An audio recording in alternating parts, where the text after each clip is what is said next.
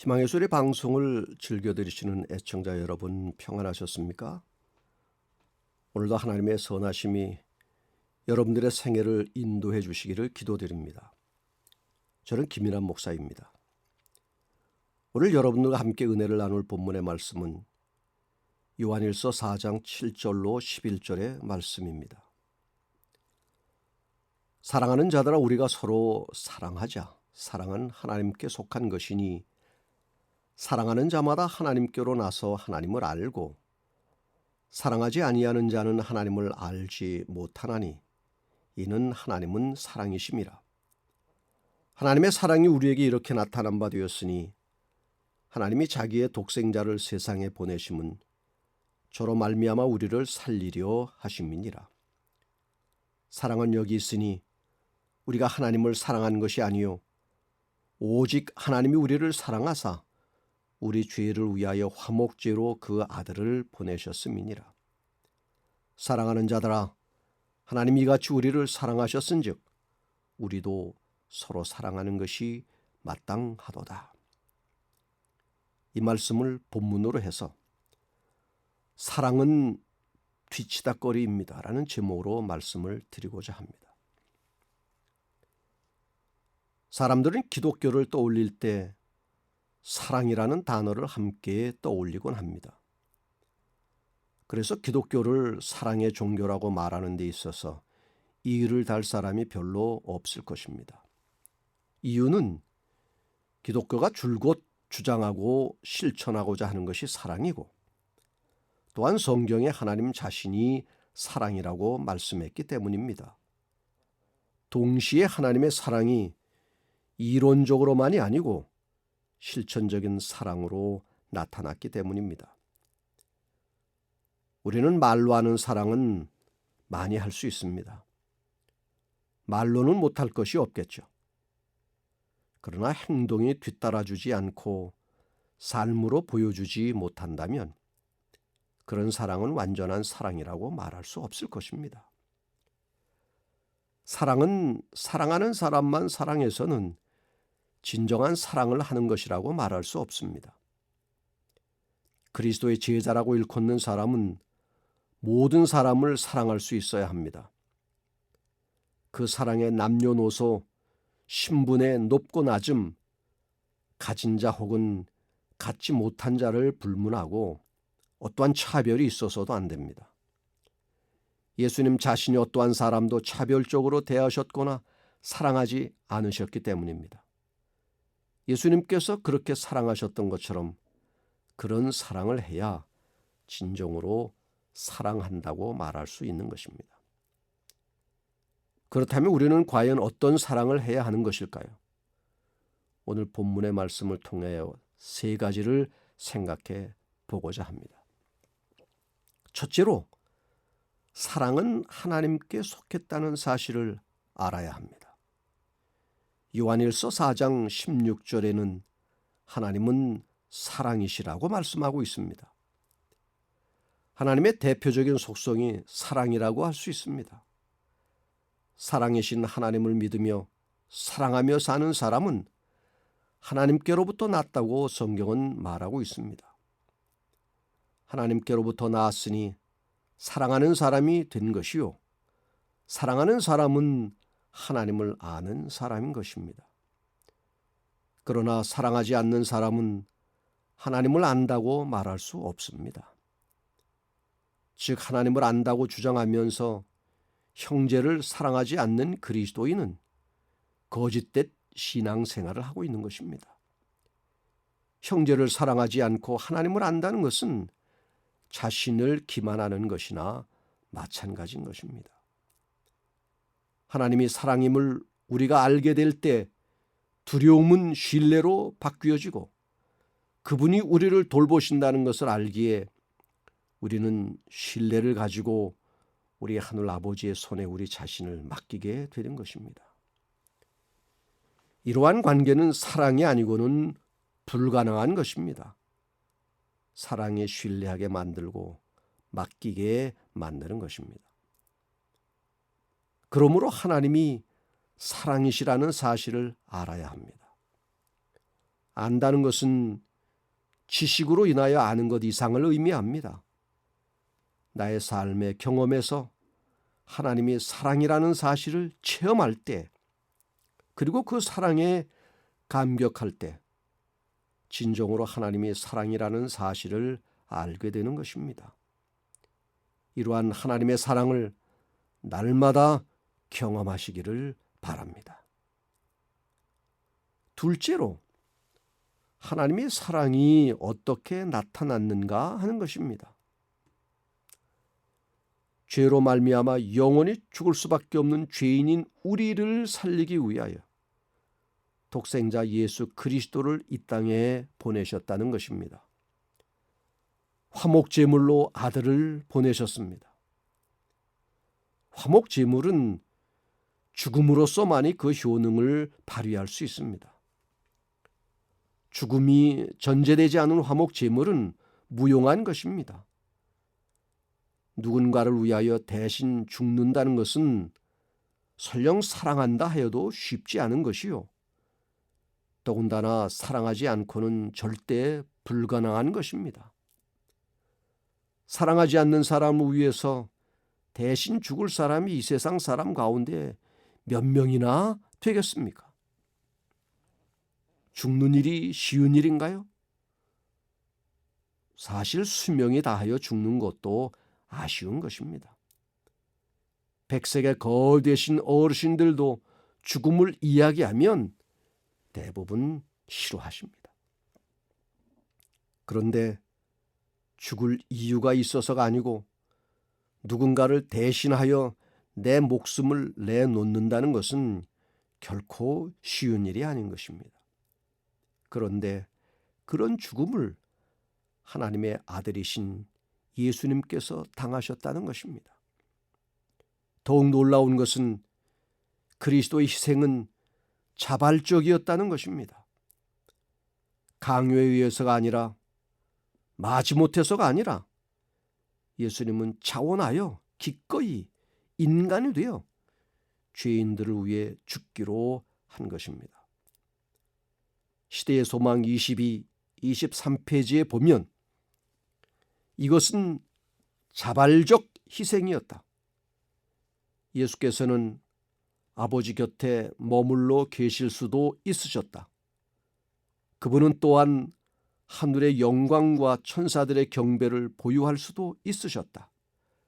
그러나 그는 어두운 세상에 빛을 비춰주고 멸망해 가는 자들에게 생명을 주기 위하여 왕위를 아버지께 돌려드리고 우주의 보좌에서 내려오기로 선택하셨다고 기록합니다. 하나님의 아들께서 나의 죄를 위한 화목제물이 되신 것입니다. 죄값으로 죽으신 것입니다. 십자가가 그것을 말해주고 있는 것입니다. 사랑이라는 것을 접어두고는 상상도 할 수 없는 일입니다. 사랑이라는 것을 생각지 않고는 전혀 불가능한 것입니다. 나와 여러분을 위한 하나님의 사랑 때문에 아들인 예수님께서 죽으셨습니다. 나를 사랑하시는 하나님의 최고의 사랑의 표현이 아들을 죽게 만든 것입니다. 이것을 가리켜 하나님의 무조건적인 사랑이요 아가페 사랑이라고 말하는 것입니다. 하나님의 사랑이 나를 살렸습니다. 이 사실을 믿으십니까?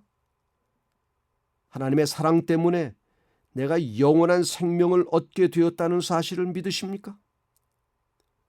영구적인 가치와 영원한 생명을 가진 유일한 생명은 오직 예수 그리스도를 통해서만 얻어지는 것입니다.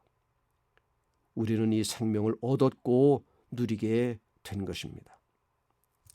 성경 로마서 5장 8절에는 우리가 아직 죄인 되었을 때에 그리스도께서 우리를 위하여 죽으심으로 하나님께서 우리에게 대한 자기의 사랑을 확증하셨느니라고 기록하고 있습니다.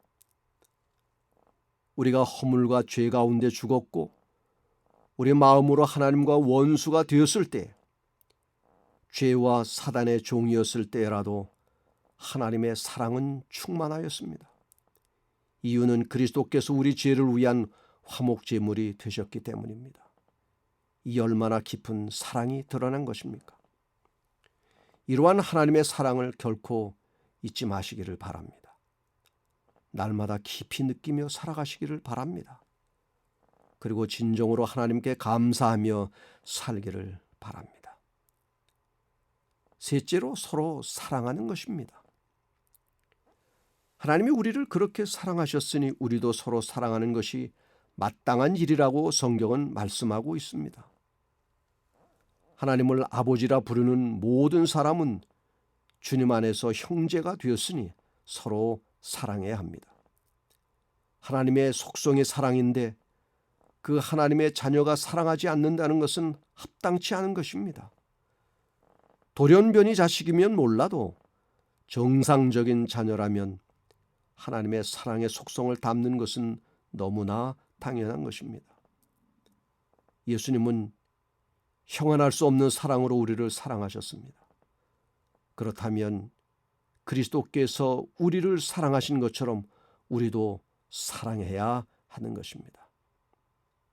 그러면 어떻게 하는 것이 사랑하는 것일까요? 형제에 대하여 어떤 나쁜 생각이나 미운 생각이 들어올 때, 형제가 나에 대하여 험담을 하고 못되게 할 때에도 하나님께서 그 형제를 축복하시도록 무릎 꿇어 기도하는 것이 형제를 사랑하는 것입니다. 나보다 못하다고 생각하는 사람을 귀히 여기며 무시하지 않고 존중하는 것이 사랑입니다.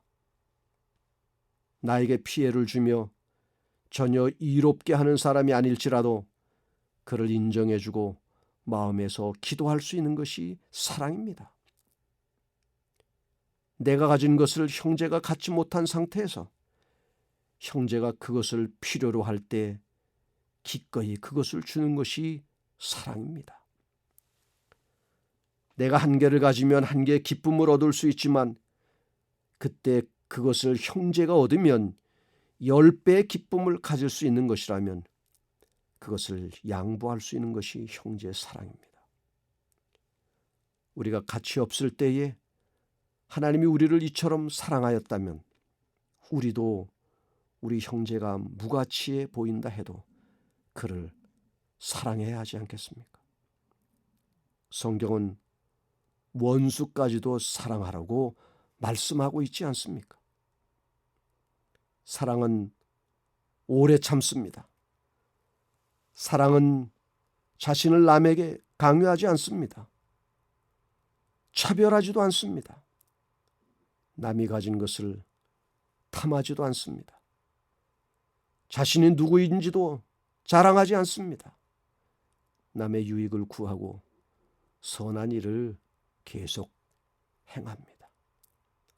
로마서 12장 10절은 형제를 사랑하여 서로 우애하고 존경하기를 서로 먼저 하며, 베드로전서 3장 8절 너희가 다 마음을 같이하여 체휼하며 형제를 사랑하며 불쌍히 여기며 라고 말씀하고 있습니다. 일본에 나가노 목사님이란 분이 있었습니다. 우상숭배와 미신이 많은 곳에서 가난과 핍박의 고통을 견디며 사랑을 실천했던 분입니다. 어찌나 사랑이 많은 분이었던지 차츰 목사님의 아름다운 삶이 알려지기 시작했는데, 하루는 나가노 목사님 집에 결핵에 걸려 죽을 날만 기다리던 가난한 신학생 한 명이 찾아왔더랍니다. 결핵에 걸리면 죽어야 했던 시절 가난한 살림살이와 아이들이 전염될지도 모를 위험이 있었음에도 불구하고 시도 때도 없이 각혈하는 이 신학생을 나가노 목사님은 가족으로 받아들여 지극한 사랑으로 돌보았습니다. 이때 이 신학생은 나가노 목사님을 통해 신앙은 곧 사랑이다, 그리고 사랑은 말이 아니라 실천하는 것임을 깊이 배우게 되었습니다. 그래서 어차피 죽을 거라면 자신도 사랑을 실천하다가 죽기로 결심하고 이 신학생은 빈민구를 찾아가게 됩니다. 그리고 살기 위해서가 아니라 자신의 생명을 던지는 심정으로 가난한 사람들을 돌보았습니다. 그런데 기적이 일어난 것입니다. 병이 나은 것입니다. 병이 나은 후에는 빈민구를 떠나 자유로운 생활을 해도 누가 무엇라 말할 수 없을 것입니다.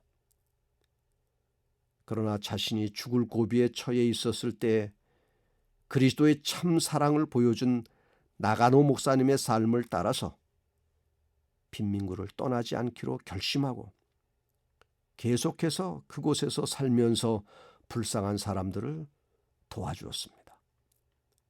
이 신학생의 바로 훗날 20세기의 일본의 성자로 불리게 되는 카가와 목사님입니다. 2차 대전에서 패전한 후 많은 일본인들이 피살되었습니다. 그럼에도 일본군에 의해 피해가 가장 컸던 중국 거주 200만 명의 일본인들은 오히려 무사히 본국으로 돌아올 수 있었습니다. 더 중요한 것은 일본을 분할시키려던 연합국의 당초 계획이 취소된 것입니다. 평소 카가와 목사님의 삶을 깊이 존경하고 있던 중국의 장개석 총통이 오직 이 카가와 목사라는 일본인 한 명 때문에 200만 명의 일본인들을 무사히 돌려보냈고 일본 분할에 적극 반대함으로써 이루어진 일이었다고 합니다. 장개석 총통은 일본인들은 내 민족의 원수이다. 그러나 우리 민족을 위해 지금도 뜨겁게 눈물을 흘리며 기도하고 있을 카가와 목사를 생각할 때 나는 그들을 미워할 수만은 없다고 말했다고 합니다. 카가와 목사님이 위대했던 것은 자신이 받았던 사랑을 남에게 더 크게 갚았던 사랑의 삶을 실천했기 때문입니다. 카가와 목사님은 이렇게 말하곤 했습니다. 신앙은 사랑이다. 사랑은 실천이다. 사랑은 뒤치다꺼리를 하는 것이다. 사랑하는 애청자 여러분, 우리가 하나님의 자녀로 택함받은 것은 하나님의 은혜이고 하나님의 사랑으로 서로 사랑하기 위해서임을 잊지 말기 바랍니다. 함께 나눈 사랑은 서로가 남을 돕고자 할 때 지속적으로 증거하는 것입니다. 우리가 존경하기를 먼저 하고 형제를 위하여 우리 생명을 내어놓는데 더 가까이 이룰수록 더욱더 우리는 예수님을 닮을 것이며 우리의 사랑도 하나님의 사랑처럼 될 것입니다. 우리는 반드시 기억해야 합니다. 신앙은 사랑의 실천이며 그리고 사랑은 언제나 이웃의 뒤치다꺼리를 기꺼이 감당하는 삶이라는 사실입니다. 입술로 하는 사랑은 이제 그만하고 나의 삶에서 행동으로 나타나는 진실된 사랑을 해보십시다. 작은 것에서부터 사랑을 나누며 살아가십시다. 나의 심령에 예수님의 사랑의 정신이 충만하여 나도 주님 가신 길을 따라가며 사랑을 몸소 실천하며 살아가는 사람이 되기를 결심하십시다. 사랑이 있는 곳은 천국인 것입니다. 그 천국이 여러분이 머물고 있는 바로 그것이 되기를 간절히 바랍니다. 기도하겠습니다. 하늘에 계신 하나님 우리 아버지, 우리를 그토록 사랑하여 주시니 감사합니다. 그 사랑 감격하여 오늘도 아버지 앞에 나옵니다. 받아주시옵소서. 이제는 세상의 달콤한 유혹도 과감히 뿌리칠 수 있는 믿음을 주시고 아버지의 한없는 사랑을 날마다 맛보아 알게 하여 주시옵소서. 순간마다 하나님의 사랑을 힘입어 살게 하시고 그 사랑 이웃에게 나누며 살아가게 하여 주시옵소서. 예수님의 이름으로 기도하옵나이다. 아멘.